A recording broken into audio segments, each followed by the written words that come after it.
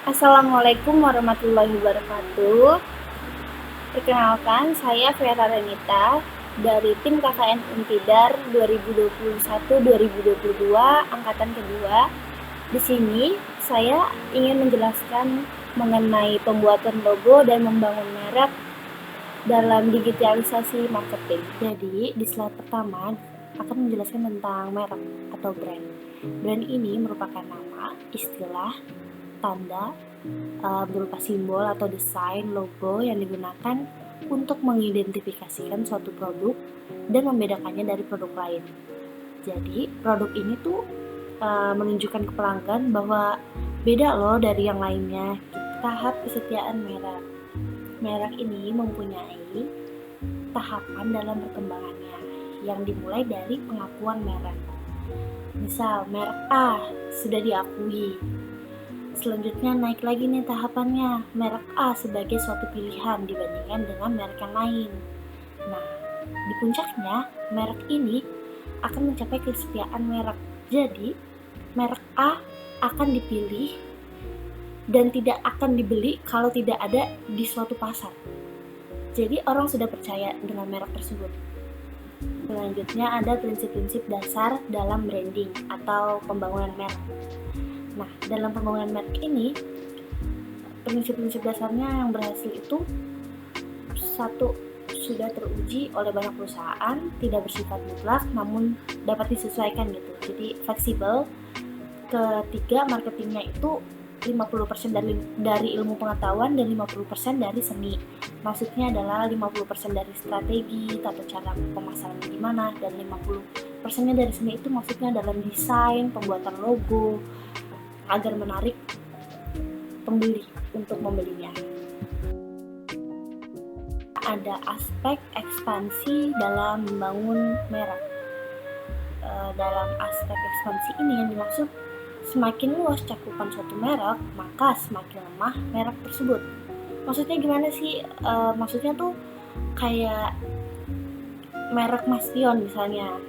Mas Pion itu kan banyak ya barangnya, bentuknya bisa rice cooker, setrikaan, bisa TV, bisa kipas angin. Terus lagi kayak Samsung kan ada di kulkas juga mereknya Samsung, AC, HP.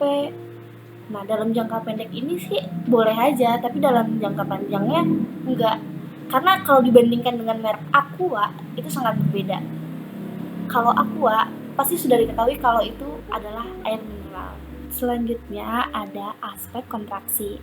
Aspek kontraksi yang dimaksud adalah merek ini akan semakin kuat jika merek ini berfokus pada satu bidang saja. Kayak kita contohkan Aqua. Aqua fokus saja di air mineral, maka dia juga akan terkenal. Nah, orang-orang juga akan mengerti kalau mau beli Aqua, udah tahu nih Aqua itu apa, air mineral. Jadi nggak beragam jenisnya gitu. Selanjutnya ada aspek publisitas. Aspek publisitas ini yang dimaksud adalah kelahiran merek yang dikuatkan oleh adanya publisitas, bukan dari suatu iklan. Maksudnya tuh nggak langsung diiklankan gitu, kayak dari perkataan orang lain mengenai merek tersebut. Semisal Blue Band itu di acara TV memasak itu kan ada kayak orang menjelaskan, pakailah Blue Band, ini enak karena rasanya gurih. Tuh, perkataan orang ini yang membuat Blue Band ini semakin naik mereknya, semakin banyak dibeli oleh orang karena orang ini tertarik, rasanya bener gak sih gurih. Next, ada aspek pengiklanan. Aspek pengiklanan ini maksudnya tuh kayak merek tuh udah berkembang, tapi ya harus dijaga gitu agar nggak mati, agar selalu jadi terdepan, agar jadi yang terbaik. Kayak Rinso itu masih perlu loh iklan biar dia tuh nggak kalah sama yang lain, biar dia tetap terjaga mereknya, biar dia tetap terdepan, hanya diadain iklan. Kemudian ada aspek kata. Merek ini harus diusahakan terasosiasikan dengan sebuah kata di benak konsumen. Kayak Aqua itu air mineral. Indomie itu ya mie instan. Sunslick, sampo, udah tahu. Terus lagi Lifebuoy, sabun, apalagi kayak Antis, hand sanitizer, pasti orang-orang udah tahu. Nah, karena orang-orang sudah tahu di benak mereka itu mengenai brand tersebut, makanya dalam aspek ini itu memerlukan waktu yang sangat panjang. Dan biasanya produk pertama ini sebagai pencipta kategori baru. Kayak Aqua, itu kan air mineral, dia penciptanya, kategori yang produk pertama. Selanjutnya ada aspek klaim otentik. Nah, yang dimaksud dalam hal ini, merek akan sangat berhasil jika keasliannya ini berbeda dengan yang lain. Kayak merek ini tuh asli, yang lain tuh hanya meniru aja. Contohnya KFC. Nah, Kentucky kan, Kentucky Fried Chicken. Tapi orang-orang tuh banyak yang niru kayak The Besto, Sabana, kayak ayam-ayam yang di pinggir jalan fried chicken yang gak ada mereknya. Dia kan hanya meniru aja dari si KFC Kentucky ini. Aspek kualitas. Kualitas itu penting, tapi merek itu gak cuma dibangun oleh kualitas aja. Kayak, apa benar Aqua galon lebih tepat dibandingin dengan air galon isi ulang? Terus, apakah benar iPhone bisa dibandingin dengan Xiaomi? Apakah benar iPhone lebih unggul jika dibandingkan dengan Xiaomi? Hampir nggak ada korelasi antara kesuksesan merek dengan tes kualitas antar merek. Next, aspek kategori baru. Yang dimaksud dengan aspek kategori baru itu, perkenalkanlah produk kalian, merek kalian di pasar. Karena merek ini tuh belum ada, terus kategori ini tuh masih baru. Kayak Indomie, kategori mie instan siap makan. Daihatsu Xenia, mobil yang murah, yang bagus. Terus kayak Dawet Ayu, minuman segar siap saji di pinggir jalan. Itu kan kayak pembeda gitu, perkenalan sebagai produk yang baru. Nah, maka produk ini akan menang nantinya. Next, ada aspek nama. Secara jangka panjang, nama merek yang baik akan lebih berhasil. Baik itu bukan berarti kayak manis, indah, dan lain-lain, tapi itu mampu menggambarkan persepsi yang ingin ditampilkan dari merek. Misalnya, le mineral, kayak ada manis-manisnya. Nah, itu tuh kayak dalam jangka panjang ini tuh bakalan berhasil. Aspek perluasan. Dalam masa perluasan ini, cara mudah untuk menghancurkan merek adalah dengan meletakkan namanya pada semua produk.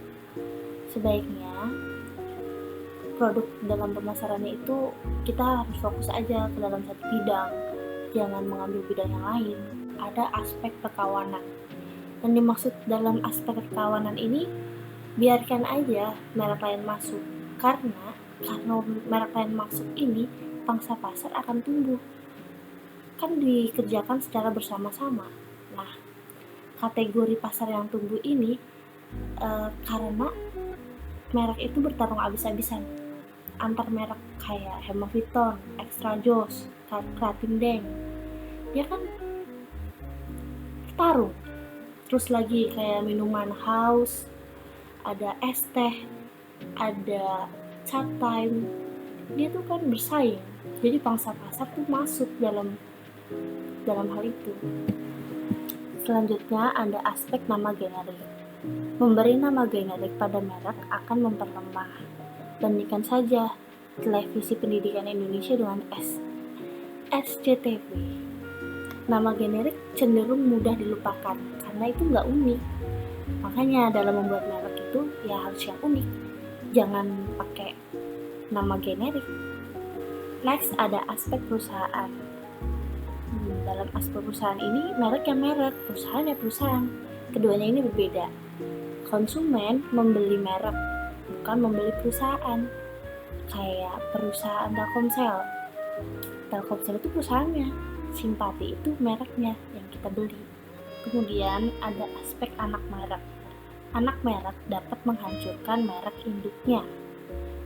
Kayak misalnya BMW nggak akan membuat mobil versi murah kayak BMW Economy Class. Itu nggak mungkin, karena bakal ngancurin persepsi pembeli gitu, bahkan ujung-ujungnya akan menghancurkan merek itu juga. Next, ada aspek saudara kandung. Dalam hal ini, merek kedua bisa memperkuat dan memperluas pangsa pasar apabila tepat waktu dan tempatnya. Kayak yang stasiun televisi, ada RCTI, MNC, dan Global TV. Itu kan saudara sekandung.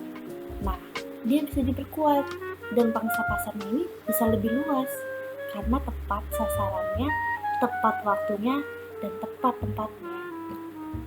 Selanjutnya, ada aspek bentuk dalam prinsip-prinsip keberhasilan membangun merek.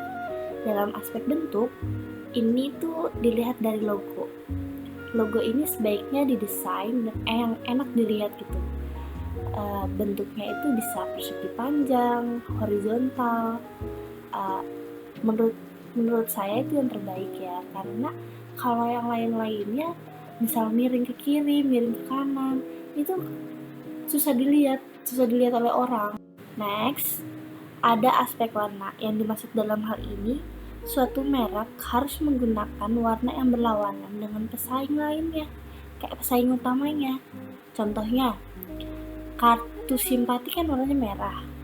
Nah, pesaingnya tuh kayak ada kartu Indosat warnanya kuning, terus lagi Aqua Galon warnanya biru, terus lagi Galon Fit warnanya merah. Kan beda. Aspek batas. Tidak ada batas dalam mengembangkan merek secara global. Merek ini tuh boleh dikembangkan di daerah manapun, di luar negeri, dalam negeri, boleh. Kayak Jeko kan buatan Indonesia, tapi dia ada di luar negeri kayak di Singapura, Malaysia. Selagi bisa dikembangkan ya nggak apa-apa, jadi nggak ada batas. Aspek konsistensi. Suatu merek tidak dibangun semalam. Keberhasilan merek ini diukur dari puluhan tahun, bahkan tahunan juga.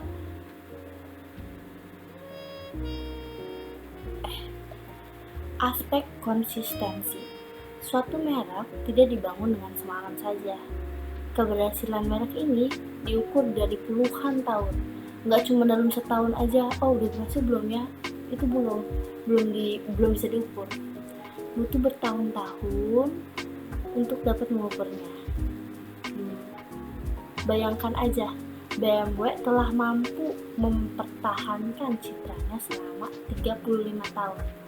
Nah, itu yang dimaksud dengan konsistensi. Selama 35 tahun itu dia mempertahankan citranya. Next, ada aspek perubahan. Merek dapat berubah posisi, namun hanya sesekali dan dilakukan dengan sangat hati-hati. Kayak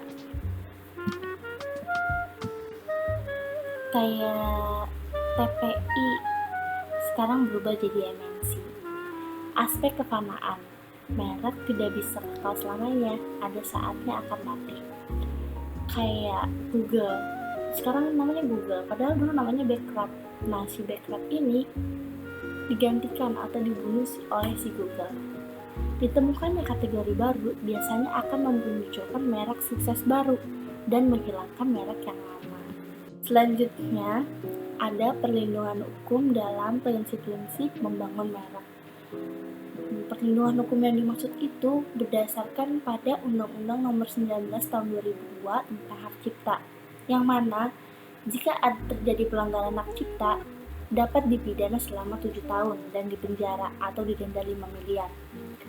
Awalnya, perlindungan hukum ini dianggap membuat lesu bisnis. Tapi, secara jangka panjang akan mendorong kreativitas bangsa untuk menciptakan suatu hal yang baru atau kategori baru, inovasi.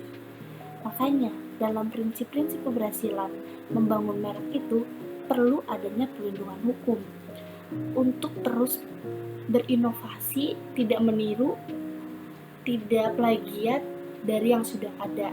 Sekian penjelasan yang bisa saya sampaikan, kurang lebihnya mohon maaf. Assalamualaikum warahmatullahi wabarakatuh.